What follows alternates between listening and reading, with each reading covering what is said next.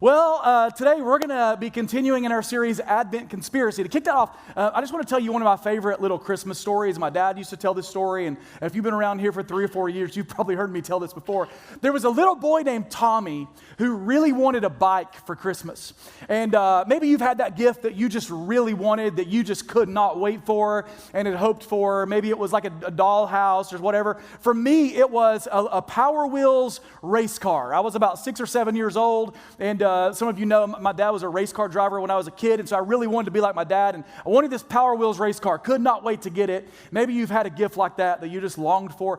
For Tommy, it was a bike, and he couldn't wait, and so he'd written a letter to Santa. Santa, I really want a bike for Christmas, and he took it, and he gave it to his mom, and he said, Mom, I really want this bike for Christmas. I wrote this letter to Santa, I hope he gets it. And his mom was like, Tommy, come on. You have not been good. You were disobedient this morning. You've not been good. There's no way you're getting this bike for Christmas. You can just throw that letter away. Santa's not bringing you that bike. And he's like, well, he remembered that his Sunday school teacher had been teaching him about prayer. And so he decided, well, I'm just going to throw this away and skip Santa altogether and go straight to God in prayer. So he goes up to his room, and he gets out his prayer journal that his Sunday school teacher had given him, and he starts to write a prayer to God. And he says, God, dear God, I've been a good boy this year. Please send me a bike for Christmas. And he's like, that's a lie, and God knows, when I lie, and so I just wad that up. That's not true. I haven't been a good boy this whole year. Dear God, he starts over. Dear God, I've been a good boy for about the past 3 months. Can you please just maybe find it within you to send me a bike for Christmas? He's like, I was disobedient last week, and I wad that up, throw it away. So he writes a new one. Dear God, I've been good for the past couple days. And then he realizes, that's probably not strong enough, and so he has this idea. He runs out of his room, down the stairs, through the kitchen, out the door, across the street. Across the street, the man had this light-up nativity set. And so he unplugs the Mary from the nativity set, brings it across the street, up the stairs, into his room, and sits it down, and then he sits down at his prayer journal to write. Dear God, I've got your mama. If you ever want to see her again, bring the bike. I'm so glad you laughed at that, because I've been worried you wouldn't think that was funny all week, but I couldn't wait to tell you. But aren't we like that sometimes, like Tommy? There's something that just ignites in our hearts this time of year that we start going all heart eyes emoji over whatever the thing is that we want, right? We just go all consumer this time of year, and society has its way of discipling us into that. Every post we see on social media has to do with the thing that you just have to have. Every kiss begins with K, right? Or every commercial that we see, it's if you just have this, your life is going to be great. And so we've been discipled into this by our society. And what we've kind of thought and what society tells us is, if one good thing like a bike or a Power Wheels car or a dollhouse is good, then more of that stuff is even better. So what statistics will say is that Americans this year will actually spend about $4.5 billion on Christmas gifts just this year, billion with a B. More is better, we think. In fact, to prove this, I ran across this week. I'd never heard of this, but I ran across it. This is a real product. Have you guys seen these before? An upside-down Christmas tree. And so I just did a quick Google search, and I found this upside-down Christmas tree. Listen, can I just say, if you have one of these, we're going to be praying for you at the end of the service today. That's weird, okay? I'm just kidding. The upside-down Christmas tree. And apparently it comes from a tradition from many years ago where people used to hang these upside down, but now they're sold for a different reason. And so I actually went to this online store, and I copied and pasted directly into my notes what the ad about this exact one said about it. Here's what it said. This unique 7-foot pre-lit fir is inverted to ensure two things. One, a smaller footprint for less spacious areas, and here's the real reason, for allowing room for the accumulation of even more presents underneath. Right? If one good thing is good, more is better. And what my fear is that we as a church body will somehow miss this whole season that's really about us worshiping Christ, that somehow many of us will miss Christmas and make it less about Christ and more about consumption and consumerism. And so what I want to say to us today as a church family is, what if we were to approach Christmas different this year? What if we were to just do something different? So today, we're continuing this series that we're calling Advent Conspiracy. And this is not a concept that's unique to the Bridge. Advent Conspiracy is a movement that's been going on nationwide for several years now. In fact, if you want to dive in more to some of these ideas, you can go to adventconspiracy.org. And what you'll find there is some just like devotional resources, some prayer tools for your family. You can dive in even more between Sundays. But basically, the term conspiracy comes from two Latin words that means to breathe together. It means to breathe together. And that seems weird, but basically that's what we're calling our church family to over these 4 weeks of this Advent season, is to just simply as a church body take 4 deep breaths together. And they're right here. We're saying to our church family, what if we worship fully? What if we spend less? What if we give more? And what if we love all? The 4 deep breaths together. Last week, Pastor Ian did such a great job of talking about what it looks like to worship fully. And today, I want us to think about what it could look like if we spend less. If somehow we just remove this whole thing that haunts us, this consumerism thing that haunts us this time of year, and we think about what it could look like if we spend less. And to do that, we're going to go to Matthew 1. So go ahead and turn there. We'll actually refer to Romans 1 in just a second. If you want to kind of mark that, we'll come to it in just a little while. And Matthew 1 is the text that we have already heard read over us today, a very familiar passage. But what I think you'll find in Matthew chapter 1 is an antidote for consumerism. So let's read it, and then I'm going to unpack it and show you in Matthew 1 an antidote for consumerism. Now, this is the angel talking to Joseph about the coming of the Messiah. And here's what the angel says. She, Mary, will bear a son, and you shall call his name Jesus. Jesus is a name that literally means God saves. And so Joseph says his name is going to be God saves. And by the way, that's what he's going to do. Look at the next part of the verse. For he will save his people from their sins. And all of this took place to fulfill what the Lord had spoken by the prophet. He's talking about Isaiah. Behold, the virgin shall conceive and bear a son, and they will call him not just Jesus, but he's also going to have a nickname, and his nickname is going to be Emmanuel, which literally means, the Bible interprets itself for us. It literally means God with us. God with us. In that phrase, those 3 words is the antidote for consumerism. God with us. John Wesley is the great founder of the Methodist Church. He preached for many years, had a ton of fruit in his ministry, and on his deathbed, with his dying breath, he said, this is the greatest news in the entire world. God with us. And I believe, like John Wesley, when we get that, it'll transform our lives in a lot of ways. Like when our mind understands it, and then it moves however far that is from here to here, and our heart embraces it. It'll transform our lives. Specifically as it relates to today, I believe that it will take the stinger out of consumerism. It'll disarm consumerism when we really get God with us. And so that's what we're going to unpack today. And really we're going to run after this big idea. Here it is right here. The present presence of Christ defeats our need for greed. So if you're writing anything down, write that down. The present presence of Christ defeats our need for greed. And so here's what I want to do. I want to give you 3 realities about the present presence of Christ that I think we see in this passage. 3 realities about the present presence of Christ. Number 1, he's a planned presence. Christ is a planned presence. You probably already noticed in verse 22, what it says is that all this took place to fulfill what the prophet had said. And what he's talking about is the prophet Isaiah, who 700 years before Jesus arrived in a manger in Bethlehem, said something. He gave us what's called a messianic prophecy. And in fact, what Matthew does in the very next verse is he quotes Isaiah from Isaiah chapter 7, verse 14. And here's what Isaiah 7:14 says. This will sound familiar to you. Therefore, the Lord himself will give you a sign. Here it is. Behold, the virgin shall conceive and bear a son, and shall call his name God with us, Emmanuel. Like I said, this is what theologians have called for centuries a messianic prophecy. And what you find is, all throughout the Old Testament, you'll find somewhere between 300 and 400 messianic prophecies.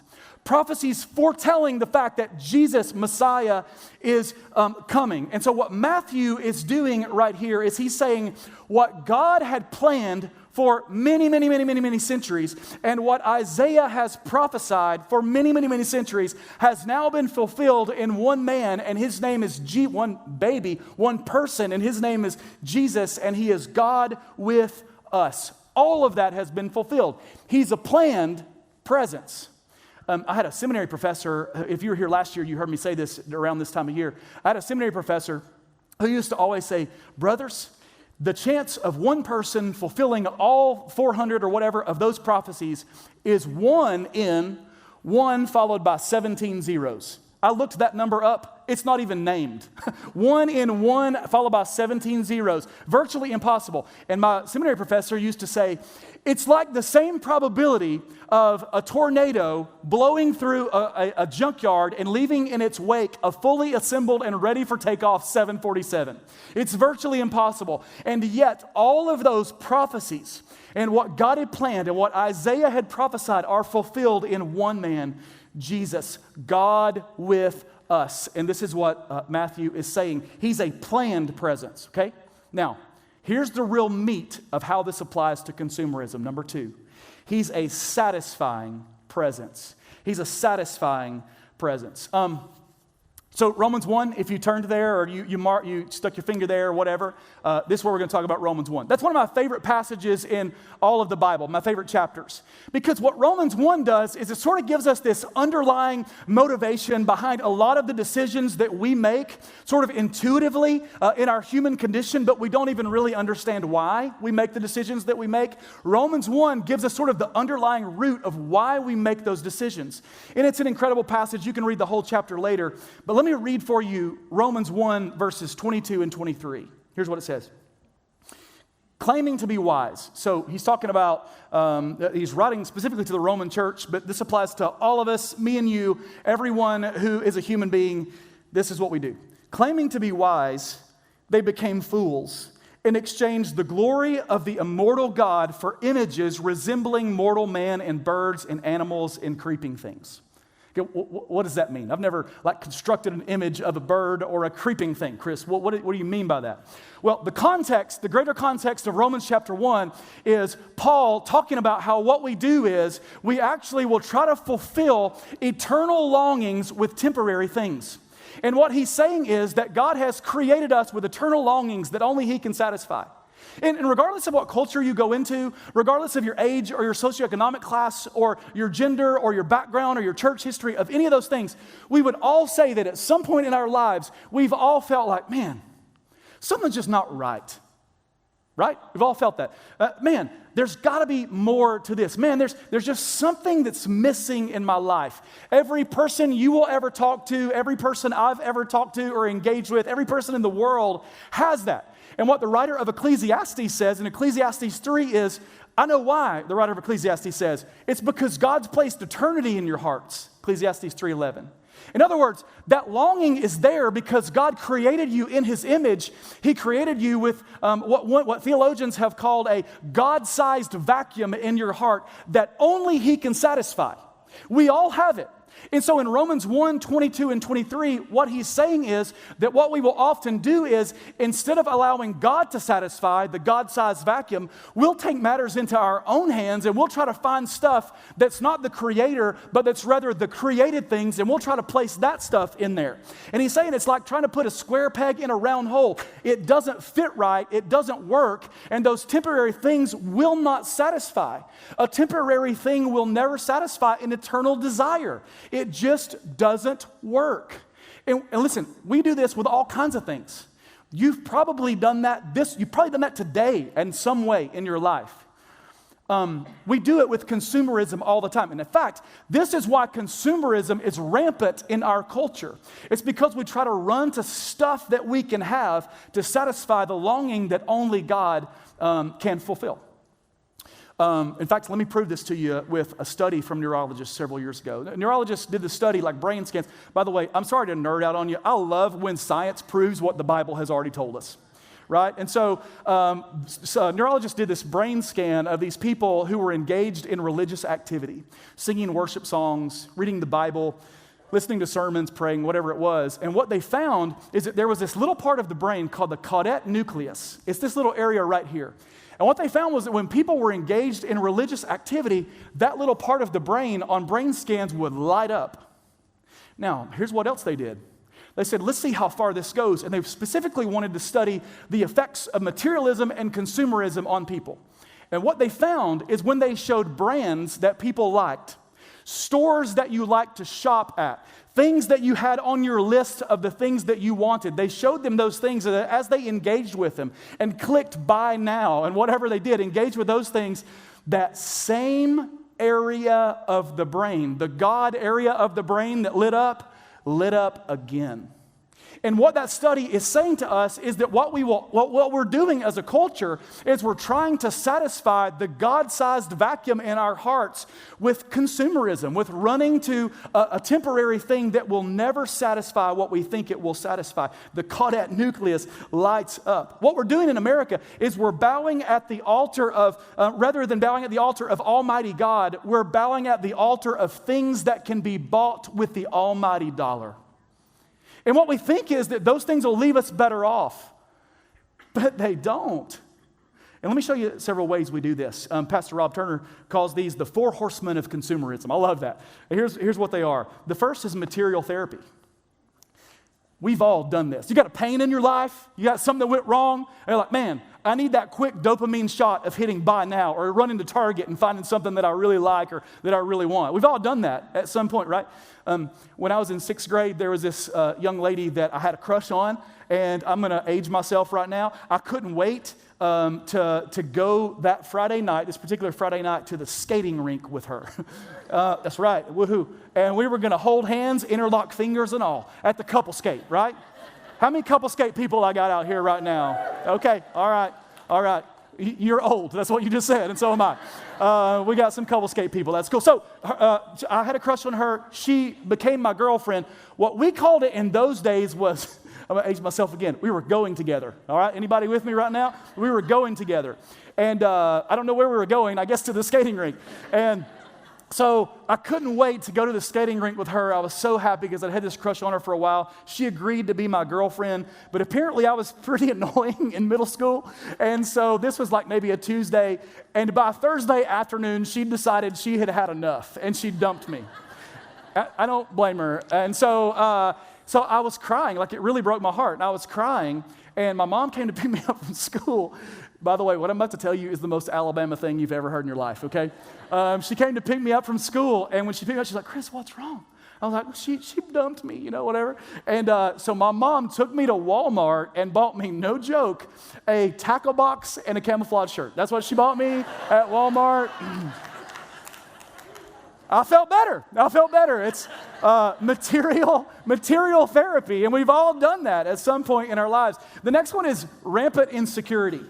Rampant insecurity. Now, this one sounds pretty intense and pretty invasive. Let me rephrase this one for you. Keeping up with the Joneses. Somehow we've bought into the lie that we need to do whatever we can to keep up with the lifestyle of our peers. And so what we'll end up doing is we'll end up buying things that we don't really need to impress people that we don't even really like. Right? And really what all of that is at its core, it's insecurity. It's thinking I'm not enough, and so I got to buy stuff to make me enough. It's at its core insecurity. And it is one of the ways that we will try to drink from the well of consumerism to satisfy a need that it will never satisfy. The next one is future-focused anxiety. Maybe you can find yourself here. Anybody who's a hoarder has future-focused anxiety. This is, I'm nervous, I'm scared, I'm looking at the future with fear, and so I'm going to get as much stuff as I can right now to make sure I'm okay. Future-focused anxiety. And then entitled convenience. It's no secret to any of us that it's more convenient to buy things right now than it ever has been in the history of the world. You could literally, during this sermon, go on your phone and buy the entirety of your Christmas list with just a few clicks. Could you not? Please don't do that right now, okay? But you could if you wanted to. If you're at home, you can do whatever you want. It doesn't matter. All right. And so you could. It's never been more convenient. But then also, you combine that with, we have a ton of options, do we not? Yesterday, I went on to Amazon and I just searched phone charger in Amazon. Guess how many results came up? Can anybody guess? I have no idea what you just said. Here's the number, okay? Here's the number. 200,000. 200,000 options for phone chargers. 200,000. And so when you combine convenience with a lot of options, what that equals is buying a whole lot of stuff, okay? That's what that equals. And so these are the four horsemen of consumerism, and I'll bet you found yourself in at least one of those. Did you not? So here's the thing, though. We think those things will fix the longings that we have, but they never do. In fact, there was a study that came out in a journal called the Journal for Psychological Science that was done by Northwestern University, and here's what it said. It said that people who place a high value on consuming more and more material things don't have a better life. They actually will find themselves more likely to be depressed and more antisocial than anyone else. It's because we're looking for temporary things to satisfy an eternal longing, and it never will work. In fact, Blaise Pascal, here's what he said. He says, "There's a God-shaped vacuum in the heart of each man which cannot be satisfied by any created thing, but only by God, the Creator, made known through Jesus Christ." What is temporary will never satisfy an eternal longing. That's what he's saying. And what Matthew is saying to us in this passage when he says, Emmanuel is here, God with us. What he's saying is, you don't have to run after temporary things anymore. You have God. The longing that will ultimately, the thing that will ultimately satisfy the longing that you have is here right now. God with us. So stop drinking from wells that will leave you thirsty. It won't work. He's not only a planned presence, he's a satisfying presence. Well, then there's a third thing, and it's this. He's a timely presence. He's a timely presence. When you look at your Bibles, what it may appear like is that today the Old Testament stops and tomorrow the New Testament starts. Like it's immediate in the chronology of history. But actually, if you study the redemptive history, what you'll find is that that's actually not true. There were about 400 years between the close of the Old Testament and the start of the New Testament. 400 years. So here's what that means. That means for 400 years, God did not speak.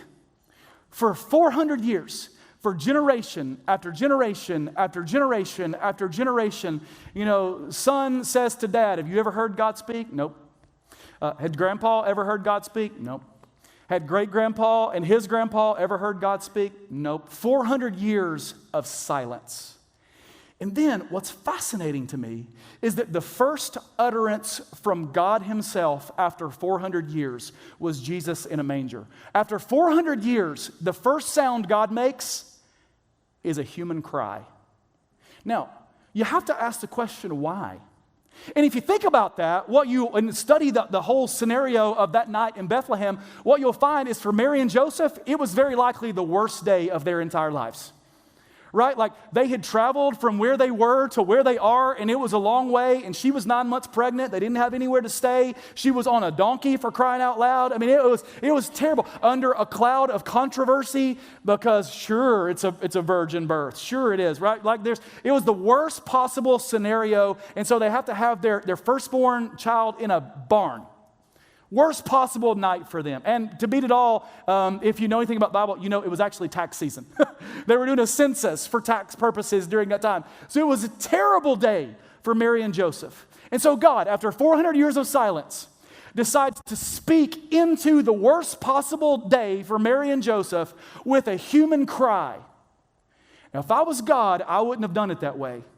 I would have had some spectacular oratory from the heavens or whatever to speak for the first time in 400 years. But God chose not to do it that way. Why? Because what God wanted us to know is that He relates to our condition. He wants us to know that He's coming into a world that is broken and weary and hurting, and He doesn't want to be a distant God out in the cosmos who's apathetic and uninterested. He wants to be with us, and He wants to see us in our hurting. And when at times it seems like God is silent, when we are at our lowest, that's when God is working. That's when God is with us.